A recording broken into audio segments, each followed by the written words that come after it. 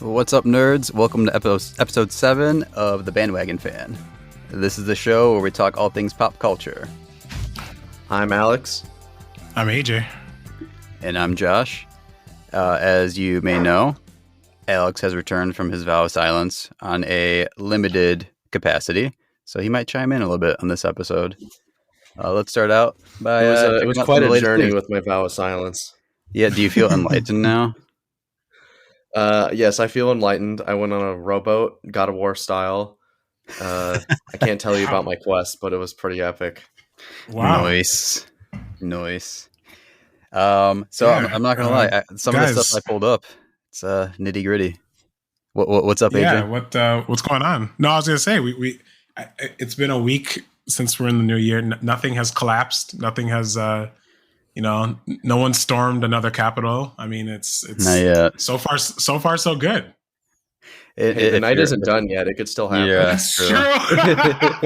We still have a few hours. If you're listening, you're into that kind of stuff, let us know so we can report you to the FBI. Yeah, this is not that kind of podcast, okay? Yeah, if that's what you came for, you're in the wrong place, man. Please do not storm my podcast. Please. But speaking that's a good podcast name. Storm the podcast. Storm the podcast. Oh, my goodness. All right. Oh, you know what? Let's make that podcast name change. All right. It's a vote. Let's do it. But speaking of mobs, some of the stuff I have for current events, it's not the greatest. Have you guys heard about the Flashpoint leaks? Now this is this the DC? So is this in response to DC trying to clean up the hot poo poo they made with the Justice League movie? Yes. Oh no! What happened? Yeah. If I can recall, is it this Flashpoint from like DC's was that New 52? Like for that? Okay. So in the comics, yeah, I think it was what led to the New 52. I could be totally wrong. Like the mid 2000s. I can't remember. The consolidation of the universes, right? Mm-hmm. Right. So, yeah. So they're making the Flash movie, and it's gonna be Flashpoint, which basically will just rewrite everything. Okay. So it's like a nice little reset. And allegedly, according to these leaks, there's not going to be any Batflick anymore or Henry Cavill. Really? And instead, we're going to have Batgirl as the Batman, like our Bat person, and Supergirl in place of Superman. Affleck just can't get a break with superhero characters. People are pissed, man. I'd be pissed. Well, I think that's a bad idea. I really do think it's a bad idea. Warner Brothers is showing that they have learned nothing from this whole debacle, that you can't just leapfrog into your multiverse, right? In a desperate attempt to be lockstep with Marvel, they're just throwing narrative out the window, and they're just like, yeah, just put it all together. Just put it all together. It seems like a rushed decision, and it's a way for them to just step away from everything Zack Snyder made. Right. My issue with that is the online response is so toxic, man. It's like Chernobyl toxic. I believe it. The whole cast and crew of Batgirl is being harassed online, like so bad. That's not even any of their fault. Like that would not. be Warner, right? And like we talked about this. It's the Teen Titans thing all over again. Remember when people were harassing the actress that played Starfire? I think because I think Starfire is black on that show. Yes. Yeah, and people were just like being unnecessarily out of pocket. And it's really sad, man. And you and AJ, you and I were talking about this, how like there are real people behind these projects. And I think social media and the internet has made people way too comfortable with trash talking without the consequence of catching hands. Like it's out of control, man. And actually, I mean, nine times out of 10, these people would never say these things. Exactly. And that leads me to my next story. I don't know, Alex, if you have any thoughts on this. I've heard some people refer to this as the D-she-you now. Like the super like incel butthurt boys. Oh gosh. Boy. I feel like this type of toxic culture used to only really exist in like video games, and now it's just like going into like every format of like anything you can go through. Yeah. I think it's frustrating because it doesn't encourage creators to like make new projects either, because it's like there's just so much fear of like stuff getting canceled early, people sending you hate mail over not liking your project, death threats. I mean, it's the reason. Exactly. It's the reason why the creators of Game of Thrones didn't make the Star Wars movies. If you guys remember, they were supposed to be making, I think, a trilogy. If I'm not, they had a whole trilogy lined up. They had a whole trilogy lined up, and the response from Game of Thrones and just the comments that they received and the writers received was so overwhelmingly negative. Now, to play devil's advocate, I mean, they totally ballsed up that last season of Game of Thrones. They unfortunately dug that grave. They dug their own. They grave. were pushed into it, but yeah, it was definitely something they dug for themselves. Yes, I agree. Whereas, like this Batgirl cast, like the movie hasn't even come out yet. Right. Leave them alone. Give them a chance to at least give it a shot. I mean, if you can't say something to someone's face, then you just should know that like that's where you should draw the line. DC is kind of confusing me though with Batgirl, because it's like you said Batgirl is black in the TV show because she's white in the new comic run. Right. I wish they would just keep it like the same consistency at least. It's that woman who's black in the TV show because the original actor, I can't think of her name. I think it's a she. I can't remember now. Something happened where she had to leave the project. Like I think it was like a Ellen type of deal where it's like, oh, she's terrible. We need to get rid of her. I could be wrong about that. Oh, no. I remember. You know what I'm talking about? Ruby. Yes. Ruby Rose. Rose was the first Batwoman. And I think the response to her or to the first season was really poor. And so I think if I remember correctly, she was like, all right, you know what? I'm out. I'm not going to ruin my image over this. And then they recast it. And now it's a black Batwoman. Okay, I thought it was something in regards to like her behavior, but again, I never watched the show, so I don't know anything about that. I never saw it either. It's tough to say. It's tough to say. If I remember correctly, and if somebody knows and they listen, let us know. But I'm pretty sure it was just nothing was working. It was just one of those things where the showrunners didn't feel like she was working. She didn't feel like it was working, and so they just said, "Hey, you know what? We'll carry on." Which happens in so many shows. You just see like the same character played by somebody else. I just was a little confused because I'm reading the Batgirl comic run, and I was like, why wouldn't they just keep the same look and identity? But I don't know. I guess at the same time, like you don't. Well, no, because when you read a lot of Marvel comics, like they almost always look like the characters in the films. That's Marvel a newer thing. Marvel has taken a lot of time trying to make sure, and I think this is a testament to who's running Warner Brothers, DCU, and who's running the MCU. That Marvel is putting a lot of time and effort, you know what I mean, into cultivating actors so that they can work within these actors' confines. They don't feel burnt out, but B, that they look like the characters. Whereas DC is just like, hey, you want to be Batwoman? You want to be Batgirl? All right, come on. You can be Batgirl. You want to be Nighthawk? You want to be Nightwing? All right, come on. You just like they're just grabbing people from the street. There's really no process to it. They're treating it like they treat their TV shows, right? They're not really they're not trying to make a character fit an actor. They're trying to make an actor fit a character. I think that's why Suicide Squad the first one felt weird, and the second one felt a lot better because those characters fit what they were playing better, right? So that's an example of DC taking their time and finding someone to play Polka Dot Man, because honestly, anyone else who played Polka Dot Man, that would be really bad. That probably could have, yeah. I kind of disagree with that. I think it's more to the writing and whoever is directing and producing, because Margot Robbie is in both Suicide Squad movies, and so is Flag or whatever. What's the guy's name? John Cena. No, the one that John Cena kills. Oh, spoiler alert! Rick Flag. Rick Flag. Yeah, he's in both, and it was the writing, 100%. The writing is definitely different. The writing is definitely part of it, but it's also what the actor brings to the role, right? That is definitely true. Well, it's really everything, because if you have a bad director, and you have an amazing, if you have a bad director, an amazing writer, an amazing actor, like it could still be a fairly like solid movie. Well, no, it could be pretty bad because the director like shapes the entire thing. No, see, I look at it the other way, that it's you're never gonna know what you're gonna get with your hodgepodge of actors, right? You could have a bad script, and each actor gives you know who's a really good example of this? Willem Dafoe, right? We talked about Spider-Man. I don't think I said it, that I don't think as like a movie it was great. There was a lot of issues with it. It was okay to me. But each of the actors, they brought their own flair, right? Mm-hmm. I mean, Willem Dafoe. Willem Dafoe, that's his rap name. He has that flow, man. That's his rap name, bro. Yo, none of us can talk tonight. It's okay. I know.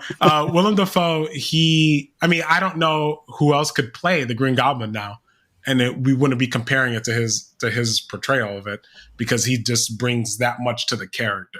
So I definitely think he fought for his character. He fought for his character. Yeah. He had to fight for his character. He wanted to be more than just a meme. Yeah. So I definitely think that like being an actor who fits the role is part of the battle. And so I just don't think I didn't love do you guys know the actor who plays Flash? He is in, Ezra Miller. Ezra Miller, thank you. Yeah. I didn't love Ezra Miller's portrayal of Flash, even in the Zack Snyder cut. I thought it was better in the Zack Snyder cut, but I still didn't. I just don't think he fits Flash. Ironically, I think the actor who plays Flash on the TV show is a better Flash. So that's still the Flash I see is the Flash. Yeah, me too. Great show. Me too. So it's one of those things where I'm like, yeah, they probably maybe should have just kept the same Flash. And that's just an example of what I'm talking about. Sometimes you don't need to get this A-list actor to play a role if they don't fit the role. They need consistency. Yeah, they really do. True. Real quick though, one last thing in regards to this toxicity with especially with DC right now. The writer of Harley Quinn, Stephanie Phillips, who I talked about on our C2E2 episode. Yep. She was gone from Twitter for a while, and then she came back. Apparently she was in the hospital for like a week. Not really sure what from.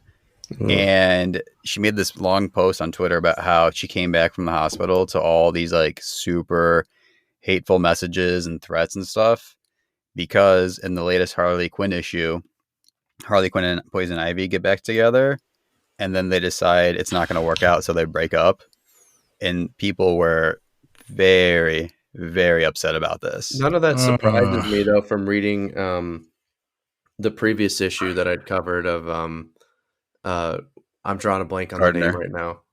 The Gardener, yeah. It already showed that they kind of had like an unstable relationship there. So like I feel like I wonder if these are people that like didn't read that issue and then like they're just jumping straight into Harley Quinn. It's people who just really want that relationship to work. But my argument, I would love to talk to her, like have her on the show one day to ask her about this, if she's willing to talk about it. But I feel like it's a realistic depiction of you want to be with somebody, and then when you're together, you realize you're in different spots in life, and it's better to part your ways. Yeah, totally. Than to try to make it work when it's not going to. I thought it was fine. Not to bring up Gilmore Girls, but that's kind of like the theme of Gilmore Girls, that sometimes you're just not in the right place. I'm almost done with season 1, by the way. Woo! I know I'm way behind, but like, I'm on the Gilmore Girls train. That's kind of the theme of Gilmore Girls, though. Sometimes you're just not in the right place, and that's okay. You know what I mean? That's kind of life. Yeah.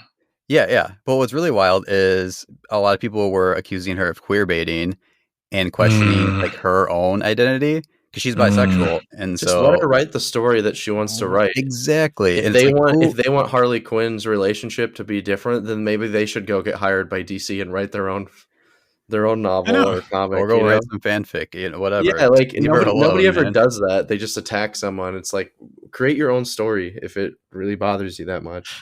And for the record, I don't have a problem with people engaging with writers, whether you agree with something a writer did or disagree.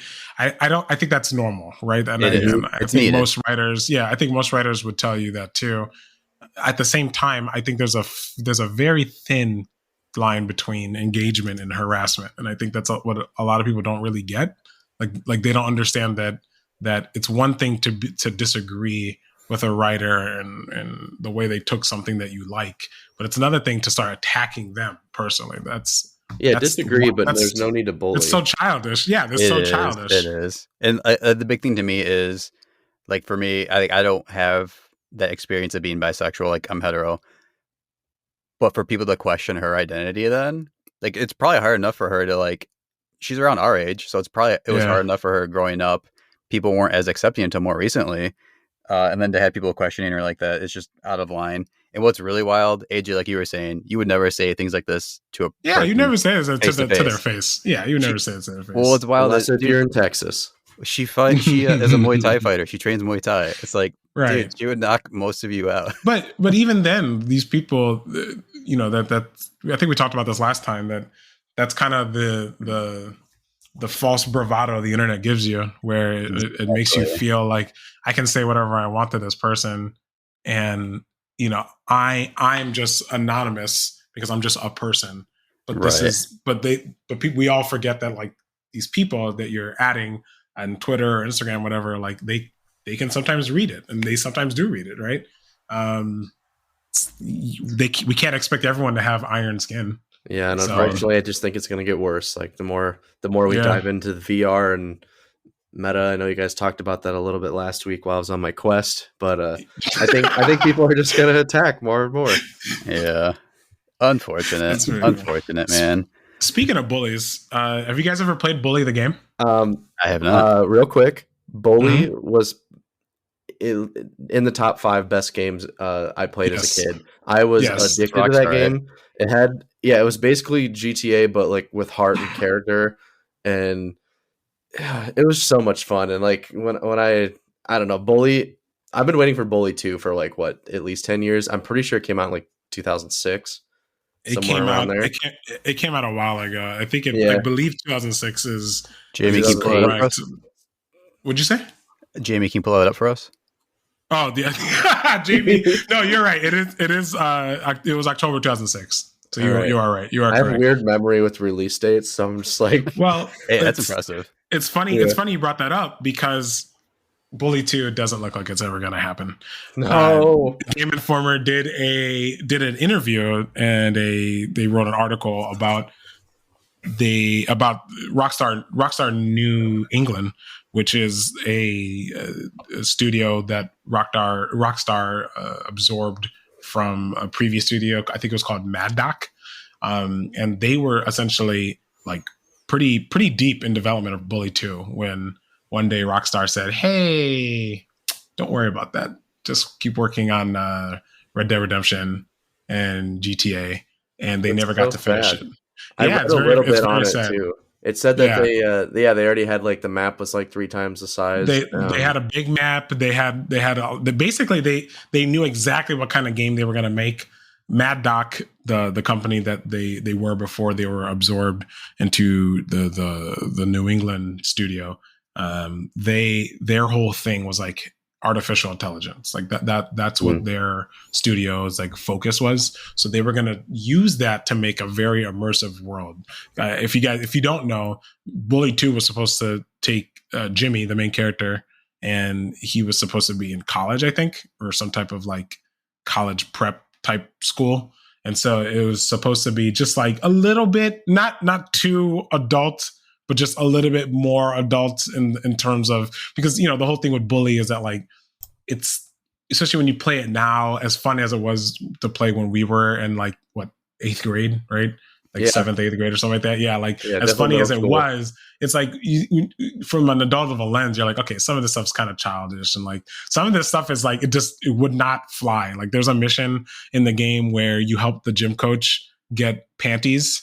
I forgot about that. From the girls' dorm. Don't you have to climb up the side of the dorm? Sorry to all the ladies listening, but that was definitely a mission in this game. And like as a kid, you're like, speaking of panties, I don't know if you guys know that Paramount actually removed the Panty Raid episode of SpongeBob. from the catalog. Really? That's probably the best episode. One of the funniest episodes. For those who don't know or may not remember, there's an episode where the boys, Mr. Krabs, SpongeBob, and Patrick, they're hanging out, they're having a night, and Mr. Krabs is like, "All right, let's go do the panty raid," and then they end up stealing Mr. Krabs' mother's underwear.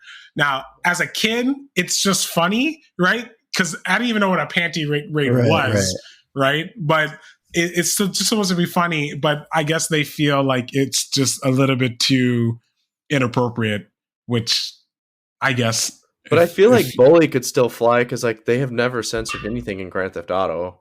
If anything, they get worse. That's true, yeah. Doesn't help. No, I agree, but at the same time, I think the scope, the Rockstar, that they want to make more GTA Online. That's their moneymaker. That's their cash cow. And so whatever next Grand Theft Auto exists will only be a medium for the next version of Grand Theft Auto Online. Which shows, you know what that shows to me?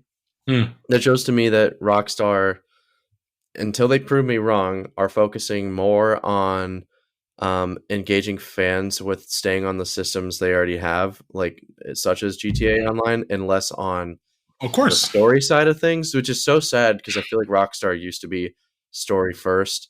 And then, I don't know. It's like GTA wasn't that good of a game until to the third one. Yeah, because even the third one, the mechanics were still really bad, but the storylines were always really great, and I really just feel solid. I feel like that's gonna be second nature for not only Rockstar but a lot of companies just in general. Well, here's the thing: Red Dead Redemption 1 and 2, I think, in terms of story, they may be some of the best storytelling that you could ever put in a medium that's so unique, because unlike a movie that you're experiencing always in the third person, right? Red Dead Redemption allows you to play and experience these things from a first person, in terms of a narrative, at least first person perspective, right? And so I think Rockstar that's something they'll always have, because that's how they can sell the moneymaker of their game. But I do think that, I think there's this chart, maybe if I can find it, I'll have Josh post it or something. There's this chart of all the games that Rockstar used to make almost on a yearly basis. And then from 2012 till now, they've only made one game. So it's insane. It's really wild. Midnight Club. Yeah. Midnight Club. Dub edition. Max Payne. We never got a sequel to Manhunt, I don't think. Did they make a Manhunt too? Not that I know of. It doesn't help that their former CEO had tons and tons of sexual assault claims against him. Oh, yep, that's making its rounds. Pereira, if I'm saying his name right. Yeah, that's making its rounds. Activision's still dealing with theirs. Yep. Unfortunately, gaming is just not in a good spot right now. It's turning into the worst form of itself, and it's sad. It sucks. Hopefully, these studios can clear house and get their act together and treat their employees better. If you're a gamer, you probably aren't aware of the fact that game developers get worked to the bone. To the bone, to dust. Yeah, I think they get snapped, Infinity Gauntlet snapped for every game they make. Crunch time, baby. It's insane. It's pretty crazy. These people work 75, 80-hour weeks. 80-hour. I could not imagine working an 80-hour week, but these people do it just so you can, grief someone on Halo. So it's pretty funny when you think about it from that perspective. But speaking of Halo, actually. Halo, never heard of it. I'm just going to do that for every major thing. Every major game? Yeah. What is Spider-Man, what's that? So I played, I finished, I think I told you this before, but I finished the Halo Infinite campaign. Nice. I thought, so for those who don't know, this was a weird entry in the Halo series. You really do need knowledge of Halo Wars 1 and 2. And then I would probably say Halo 4 and 5. That's so everything after. Yeah. So it's there's a lot of just like bits and pieces. So I had to watch a video. Yeah, because I played Halo Wars 1, but it's I played it's an RTS Halo Wars. Game. I never played that. I never beat it.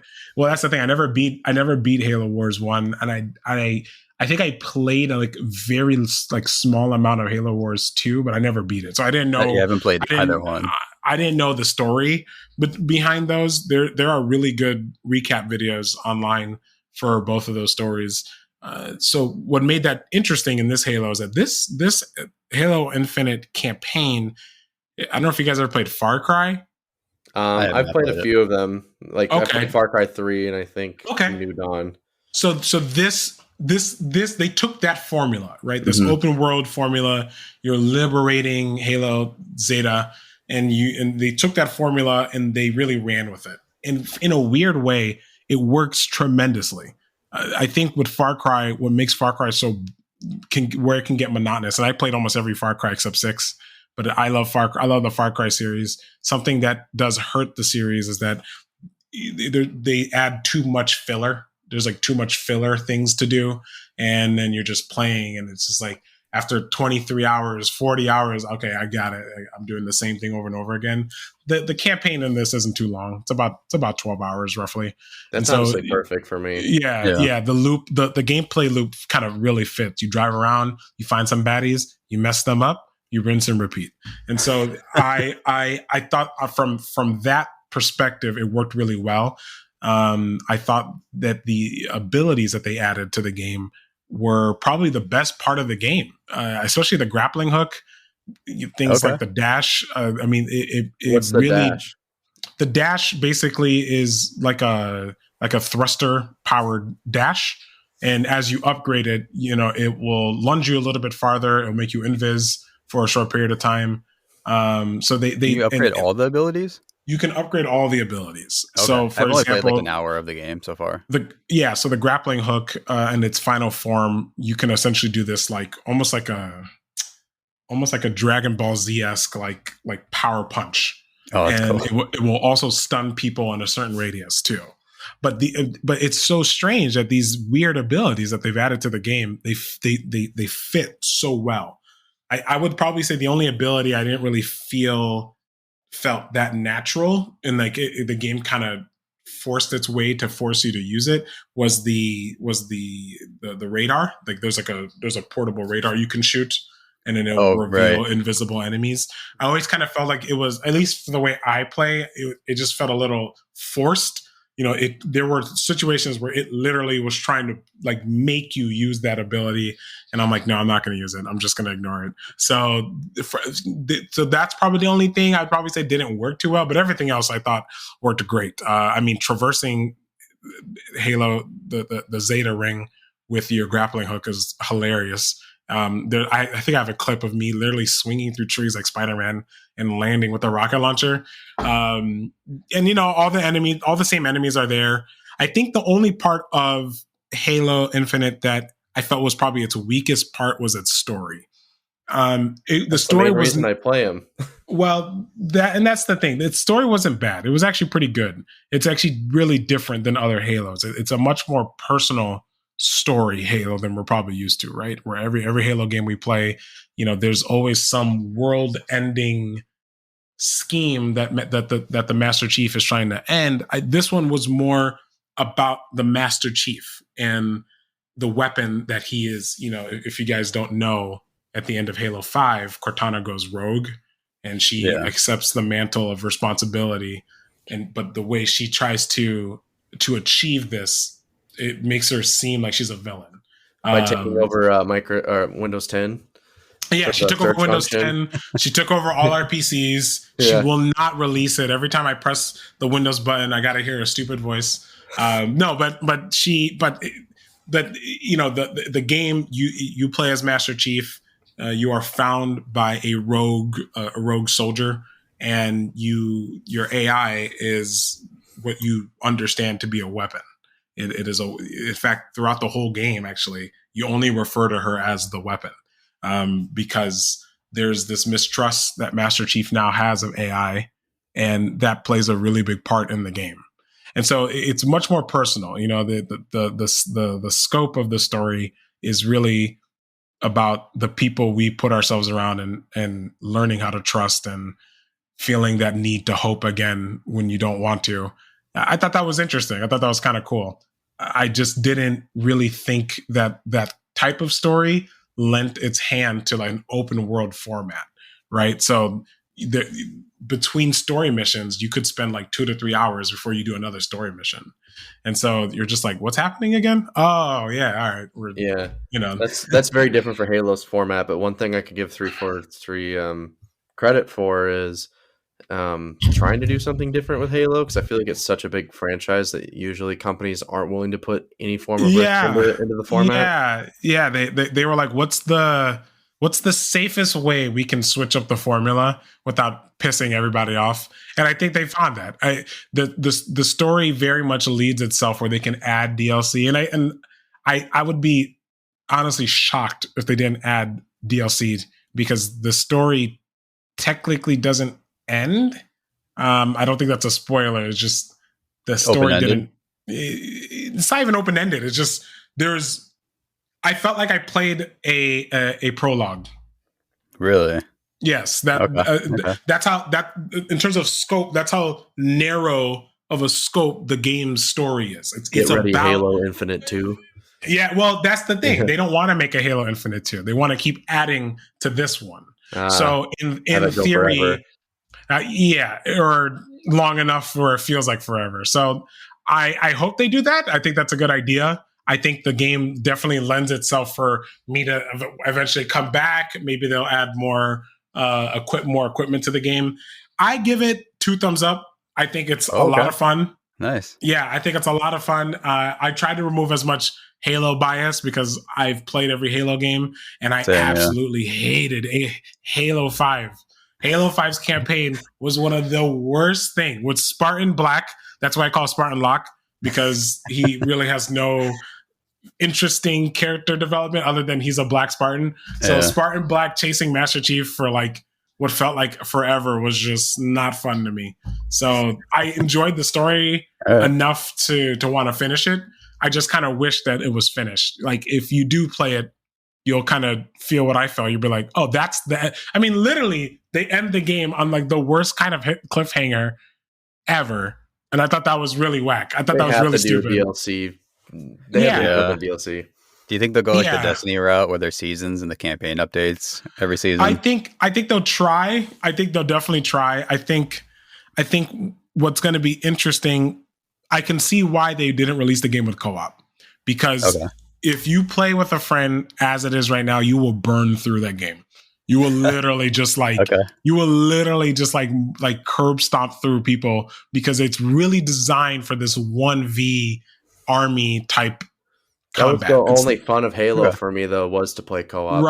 Right. So whenever they do add co-op, it is going to break campaign, because you're just gonna, they'll probably do some type of scaling, enemy scaling or something like that. But honestly, there are some missions where I'm like, man, if I had another person, this would be too easy. Yeah, but I don't know. That's like the whole fun of Halo for me. Like literally, there are literal boss battles. Oh, and that's the other thing that's very different. The boss battles are very different in this game. I heard about that. Yeah, the boss battles in past Halo games are like these big, grand, conventional first-person shooter boss battles, right? Right, fighting like a big robot or something. Yeah, and these were more personal. Like they're smaller. The scope is smaller. Mm-hmm. What you gain for them is smaller. I mean, that's how most of the time when you're fighting one of these bosses, you just gain some type of new ability. So it's kind of trying to use that new ability. Hilariously, I think I have a clip of me swinging away from this chieftain who's just like, who can basically fly, and he has a hammer. It's the funniest thing ever. And I'm just like, look at me just swinging like Spider-Man, trying to evade my death here. It sounds like they added some elements similar to like BioShock Infinite, because they had like a grappling hook feature in that game where you could swing around ships, and that was 2012, and like I still think that game stands like the test of time. Mobility is a big thing in Halo Infinite. It really is. That's fun. Yeah, so I thought they did that. I thought they did that part really well. So other than that, I think the game still has a lot to fix. Even though I gave it 2 thumbs up, I think I at least felt I played a finished product, if that makes any sense. No, I totally get that, because these days, like, developers get pushed by whoever's distributing for them. Right. Like, hey, you have 3 months to finish this game. And I mean, that's what happened with Cyberpunk, right? Even though I enjoyed that game, it wasn't finished. And so I felt like I played a finished product, and I felt like the finished product was, I mean, you could tell they put a lot of effort into the game. So that's awesome. I think if you play it, you'll like it. I give it 2 thumbs up. Yeah. And if you're listening, you play, drop us your gamer tag or whatever console or PC, whatever you're playing on, let us know. And if you have any extra money, you can give me an Xbox online and a gamer tag, and I will play with you. Well, the online for Xbox is free. I don't know about it. Is free, surprisingly. Yeah, it is free. You can play the multiplayer. What about on PC? PC, it's free. There you go. My laptop will probably not be able to handle it, but fire. Yeah, you can. You can play it on. You can see how it plays for you on mobile, the xCloud. Yeah, no, you can play xCloud on PC. Oh, right. So you could like play your game through the cloud off your computer. I do that for Hades. Great game, by the way. If you never played it, yeah, nice. I have it. That's cloud streaming. That's a whole nother conversation. Yeah, man. Alex, what do you got for us, bro? Yeah, so I mixed it up a little bit this week, but before I jump into mine, I actually wanted to point out a few comics that I read. I was not sure what I wanted to cover because I read a book and I read 3 comics, but Dark Knights of Steel #3 and Superman Son of Kal-El #6, awesome. Like those series, if you haven't got onto those yet, like I know Josh and I have talked a little bit. Yes, I love it's still both early those enough issues. that you could keep up with it. This other one, like I read this other issue called Bylines and Blood #1. It's by Aftershock Comics, and I think it has potential. It was okay, but like it had like a cool enough ending that I think like it's worth checking out. And Aftershock is similar to Image, where they give the rights 100% to their writers. So if anything takes Image off, is the publisher, right? Yeah. Okay. So they did like Walking Dead. So like okay. And East of West. Yeah, Aftershock and East of West. Aftershock they launched in like 2015, so they're fairly new. But I'm hoping that some bigger writers like jump to either them or Image at some point. So that's why I'm like willing to give them a shot. Somebody just signed to Image today. I forgot who it was. Someone who was fairly big. Also, I'm glad you like that. What's the title called for that third comic? Bylines and Blood. All right, I'm glad you liked it, because when you told me you were going to switch it up, I was like, oh, did he not like it? Because I definitely told the creator on Twitter that we were going to talk about it. Oh, yeah. No, I can talk. We liked it. Yeah, no, I could talk like briefly. No, that's fine. Yeah, I did like it. Another time. It just I think it was just a slow build up. But the art direction was beautiful. It was like some of like the prettiest like art I've seen like in a comic in the past few years, minus like Dark Knights of Steel, which stuck out. But I think like once issue 2 comes out, I'll definitely like check it out. And that's one of those things. Talk more about it then. Right. And like there's a few series where when it hits trade, I want to talk about it on the show. So that could also be something we do with this. Yeah, so like I just want to there just like wasn't enough to talk about with issue 1 yet. So like I definitely want to wait on that. But for my next one, I read this book. Have either of you heard of Found in the Street? No. Found in the Street is by Patricia Highsmith. So for people that don't know her, she wrote the Talented Mr. Ripley series, which is also like a really famous 90s movie with Matt Damon. So familiar. Yeah, Gwyneth Paltrow. Seen it. Jamie, pull that up for us. Jamie, come on. Jamie, dude. Jamie's on his Quest of Silence. Yes. Yeah. Jude Law. Okay, yeah. Matt Very, Damon. very big movie. Okay. One of my favorite movies. She also wrote a book in the 50s called Strangers on a Train, which inspired a certain man named Alfred Hitchcock to make films. What? So, Wow. she's known for like thrillers and like a little bit of horror elements. So this one was kind of interesting because like most of her books she wrote around the 50s through 70s, and this book is like 1988. So it's like she passed away in the 90s. Yeah, it's definitely a later one. I saw it didn't have the greatest reviews online, but I was like, I love this author so much. I'm like willing to give her a shot with even like the less popular stuff. What made you pick this one? So the storyline was kind of intriguing to me. It's her 20th novel. It is located in a section in New York, like Washington Square Park, which I've been to, and I've been to like the neighborhoods. So I felt like reading this book, I could still kind of identify like personally with some of the, not necessarily some of the buildings, but just like, oh, like this character ran through this street, and like I've been on that street, and like I would sometimes pause, like I'd stop reading, not pause, I read it physically. He's like, you could say that. Yeah, I'm like hitting pause on the book. I'm like, I'm an avid audiobook listener, so I was with you right there.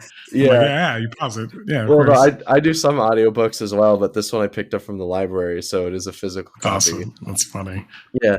But it's fun, like being able to just like see locations that you've been to, and then like you can just kind of relate to the story in a little different of a way. Yes. But this one was more, I would say, mystery. Like it was a solid, honestly, like 200 pages of just character buildup and nothing frightening happening. And I like almost gave up on the book because it's about 350 pages. And I was like, I'm so invested into this. And I thought it was going to be a waste, but like by the time the book ended, like basically everything that they built up actually was like, it was there for a reason, and it made a lot of sense. Nice. It's just cool because like there's this girl named Elsie Tyler. She's just like the pretty girl that moves to town. She's from like upstate New York. No one knows her, and she's like working at this coffee shop. And this guy named Ralph Linderman, he's probably like, I'd say like late 50s.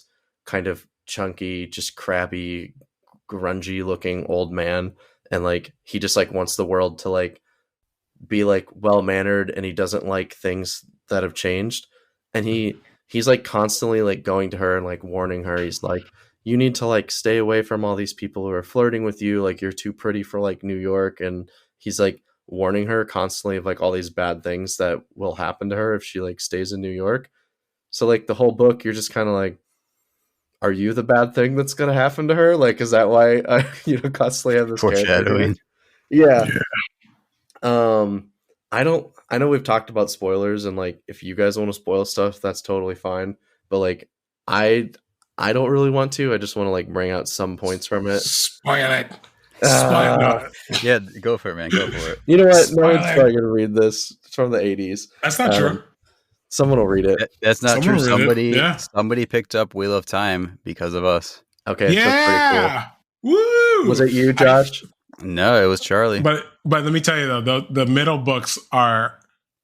I feel so bad if he's gonna try to read all of them. But yeah, we'll talk about it. We'll talk about when I finish the last book. He can let us know. All right. Yeah. Well, I'll spoil some things then. So, what's cool is it's like.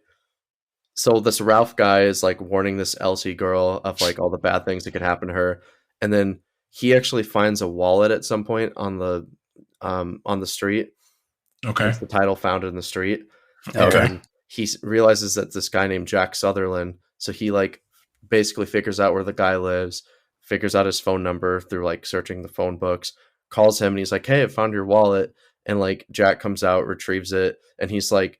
There was like $200 in it, which like in the 80s is still like a lot of money. Yeah, it's good money. Yeah, it's a good chunk of money. Yeah, but like none of it was stolen. And he's like, "Do you want any money for like returning this?" Like he's like, "There's got to be a catch." And Ralph's character is like, "No, like that's fine. Like I just like I'm a good mannered person," and he like leaves it be. And like I don't know, it's like kind of like this weird, boring buildup. But then like throughout the book, this Jack character becomes obsessed with Elsie because he meets her at a coffee shop, but then like this Ralph guy keeps coming and like stalking her. And then Jack and his wife end up basically both falling in love with this Elsie girl. She like gets infatuated in this like bohemian circle of like all these rich, like snotty people. Like it's funny. It's weird saying as a photographer. What?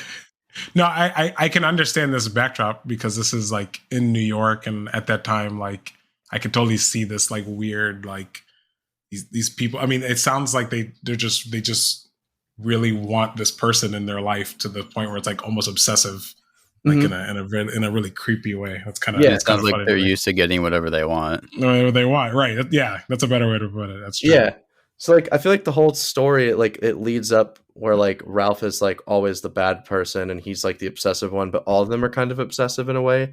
And it's like weird saying it as a photographer, but like it's like I feel like the photography circle in this book, they're so douchey and like they're the ones that like basically bring her in. They like turn her into a model and she starts like becoming like kind of famous. And then like Jack's wife Natalia like falls in love with Elsie, but then like Jack's also in love with her, but like doesn't want to like tell his wife. Jeez. Jeez. Yeah, and like this whole time, like this Ralph character is like telling them like they need to stay away from Elsie, like they're gonna like ruin her, and like, all right, so you know what, I will spoil it here. So if you want to skip ahead, if you have to. So like this whole time, I'm like, all right, Patricia Highsmith writes really creepy books. Nothing's happened. I'm like, this Ralph guy is probably going to kill or torture somebody, and I just don't know how it's going to happen. Instead, this Elsie character is walking into her, I forgot to mention she's a lesbian, so she's walking into her girlfriend's house, and she's also dating like 4 people at one point, and then like not dating other people. So she's basically like this famous person in like a circle of tons and tons of people. And, you know, she's like bouncing around between relationships. So there's like a lot of eyes on her. She just like out of nowhere gets her head bashed in by a brick and like gets murdered on like her doorstep. Oh, that escalated so quick. Yeah. Well, 200 pages or whatever. But that's fair enough. Fair enough. But it was kind of cool because like at this point, it doesn't tell you if it's Jack, if it's Ralph, if it's someone else. And then like every character is kind of like intertwining with each other and they're like accusing each other, going to the police. Everyone still thinks like Ralph, because he is like a stalker, is going to come. Kind of like, a weird guy. Yeah. And like he ends up not being really the dude, but he does like basically like instigate tons of stuff. And like the murderer ends up being like one of Elsie's, not even love hers, but like someone who noticed her getting famous in the modeling scene and was jealous of her getting covers, and then just outright just saw her on the street. So like, it was just like, I gotta end this. I gotta end her life right now. Yeah. So it's still kind of comes full circle because it's like the wallet was found in the street and now Elsie's found in the street. That's dark. That is dark though. That is really dark. Yeah, but also good writing. But what's great with the writing is you still see like the obsessiveness of every character. All these warnings that like this Ralph character was saying to like Jack and his wife Natalia, where like even though they were obsessive and creepy and he was a stalker, they did have like some truth to them in a way, because like she probably wouldn't have been murdered like that if she wouldn't have like basically like went into this like lifestyle of all these rich people. He wasn't trying to live this the high life. The high life. Not even the high life, but I think just like trying to please everyone. That's kind of what her character sounds like. That she likes to please people. She's a people pleaser. Yeah. And it was cool. It wasn't like my favorite book from her, but like I could see like why people wouldn't like it because of how slow the buildup was. But like the fact that the ending was interesting enough where I was like, I don't think I would have really liked it as much if I didn't understand every character's like motives. And like you see like all these characters, you see like all their longings for specific things too. So I think like that was kind of cool how she had all of them connect together, even though like most of them shouldn't have like nothing. It shouldn't have had anything to do with each other. Yeah, they would have nothing else in common. Yeah. So I don't know. It's I don't know if I would reread this one again. I've reread some of her books before, but I feel like even though you know what just happened, it's still like an interesting read to know like why and how those things happened. But I guess like if you're walking in the city, watch out for bricks. That's all. Number one mortar weapon in New York, a brick. Yeah, exactly. You heard it straight from us, folks. Watch out for bricks. Yeah, I mean, I'd give it a 3 out of 5. That's my rating. It was gonna be lower until the ending, but I thought it was like unique enough. Caught me off guard. Stay away from bricks. Stay away from bricks, man. Yeah. Josh, what a way to go. What do you think? It definitely it sounds so ridiculous, but also because it's how ridiculous it sounds like it could be real. It's crazy she wrote this like in her 70s too. I mean, some people, they just got it, man. Like they can keep going until their body gives out. In her career, she's like she's a veteran. 100%. You know? 100%. Yeah. It's kind of like how Stephen King just whips out a new book, you know, just effortlessly at this point in his life. You know? Yeah, right. Yeah, exactly. He's done it so many times. It's just second nature to them. Yeah.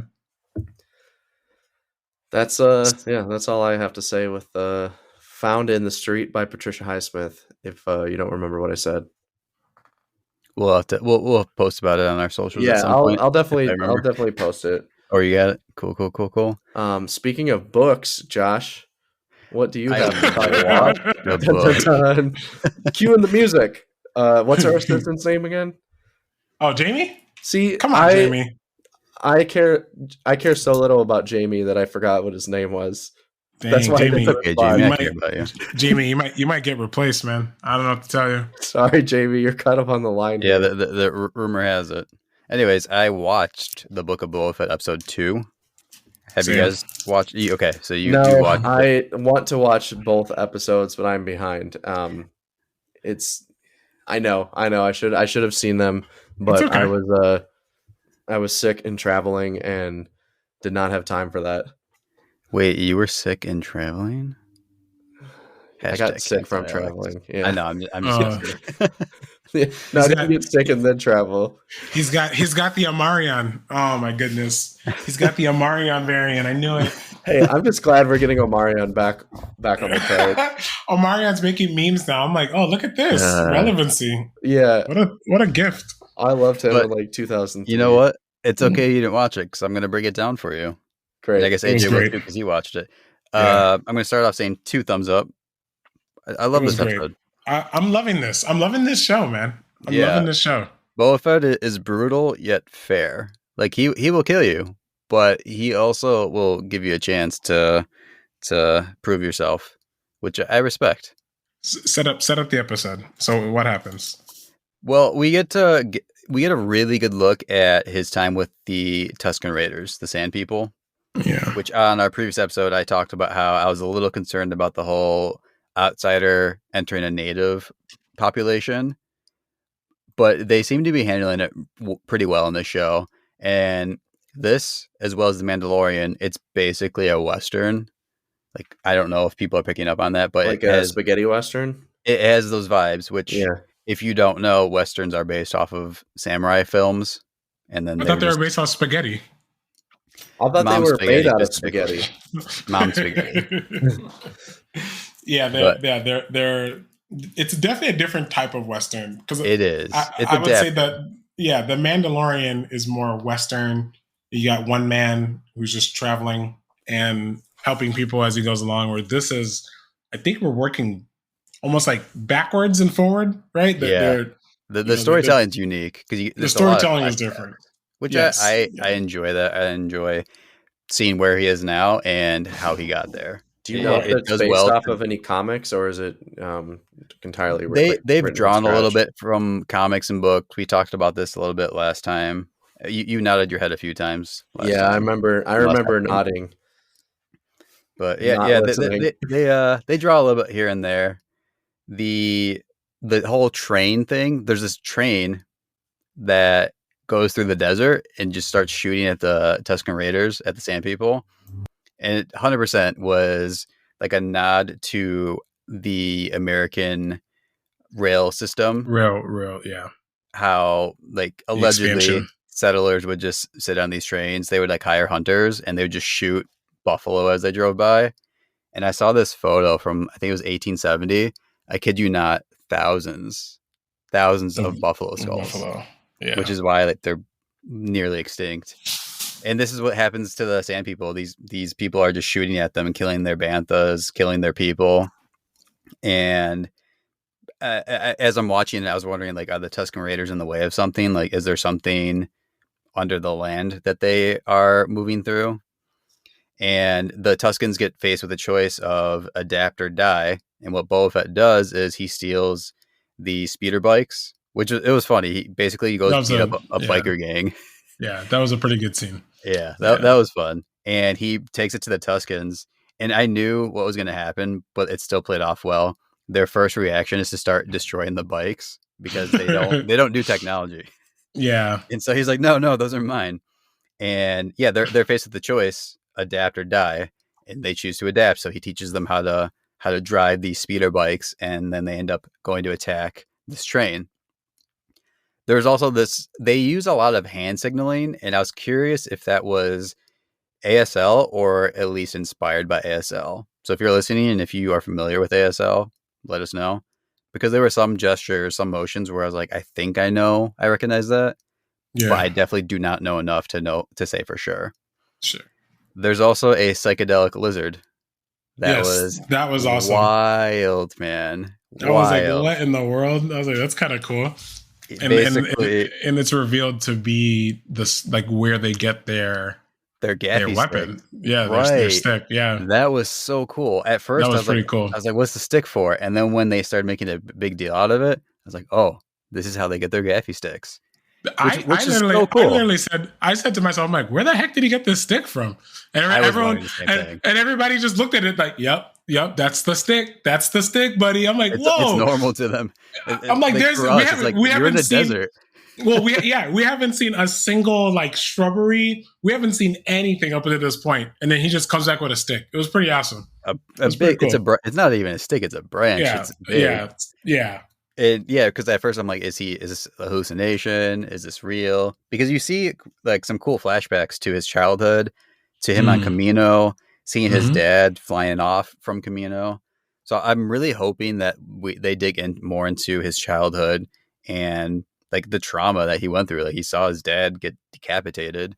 So I'm hoping that indicates we're going to see more. Even though I still don't like a backstory for Boba Fett, but I'll still give it a shot.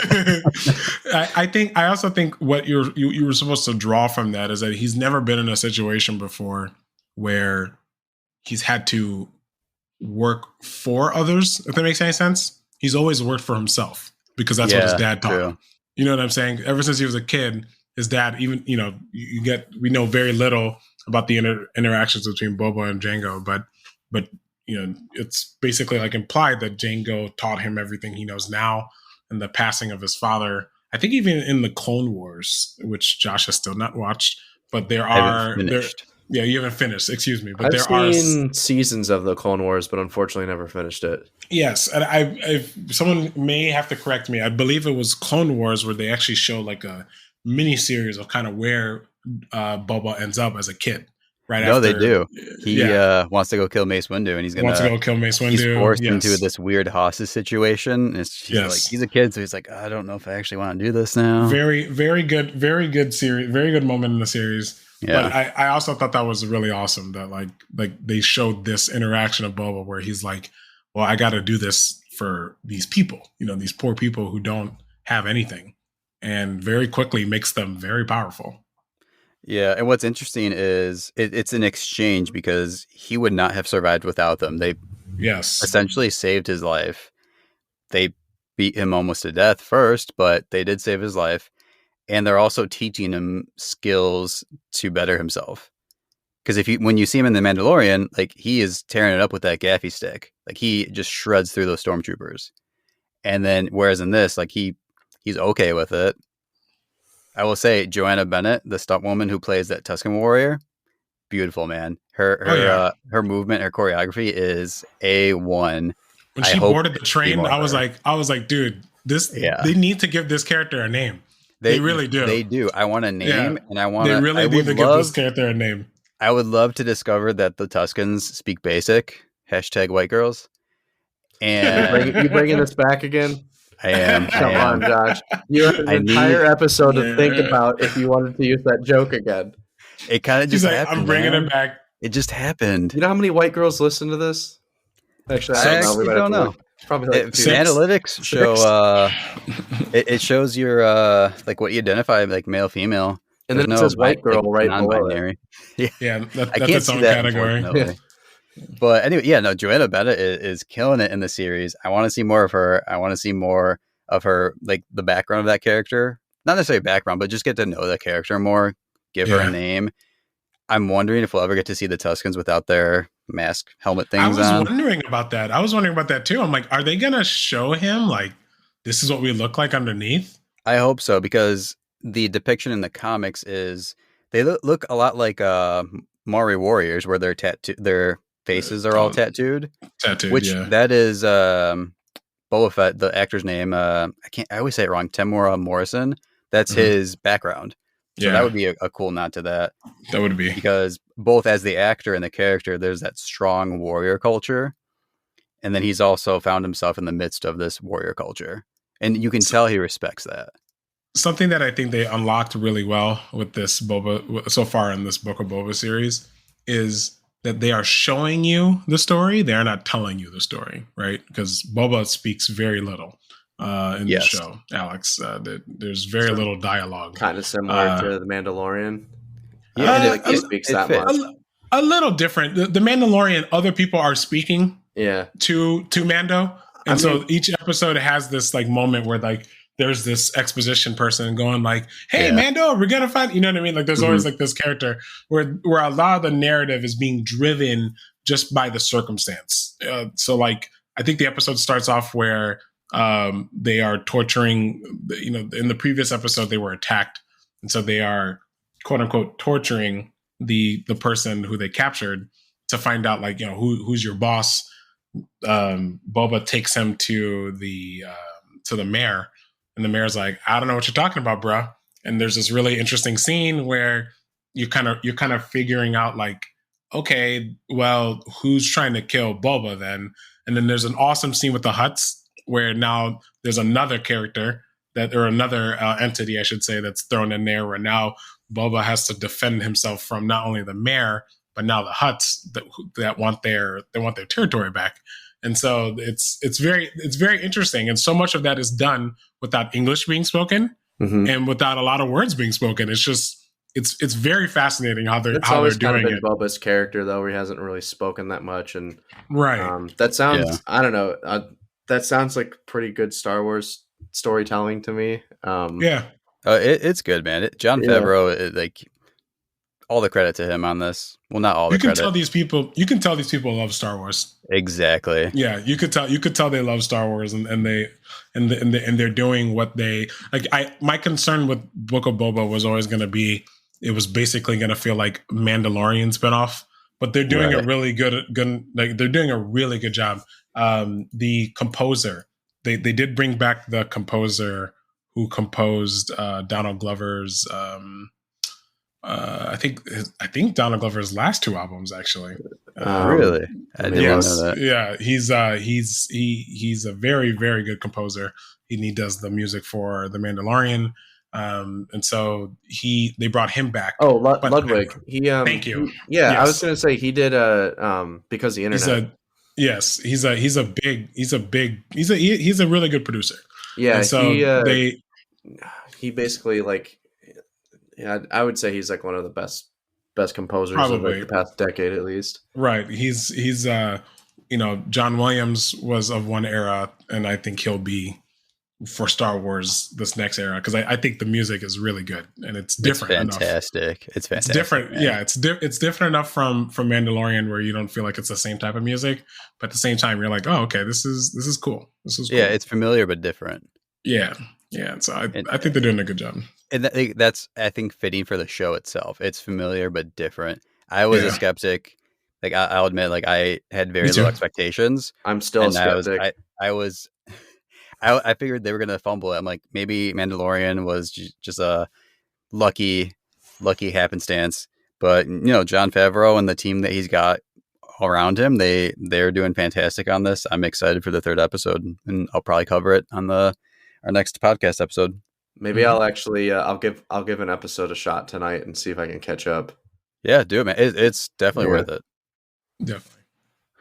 And with that, let's get us out of here. What do you think, Jamie? Nodding his head? He just gave me the middle finger. I don't know. This really might be the last straw, Jamie. Oh, all right. Yeah, we're going to have to replace him. All right, so So that's it for the show. If you liked what you heard, subscribe so you can stay up to date on all of our content. If you're on YouTube, hit the like button. If you're on a platform that allows it, drop us a comment and or rating to tell us what you thought. Most of you are on Spotify and Apple, so those downloads, the reviews, the ratings, they really mean a lot to us because that's how our show grows. You can find us on Twitter and Instagram at Bandwagon Fan Pod, as well as on Facebook and YouTube at The Bandwagon Fan. We also have a Discord that will be in our socials. You can find episodes wherever you listen to your other favorite podcasts. Thanks for listening. We'll catch you in the next one.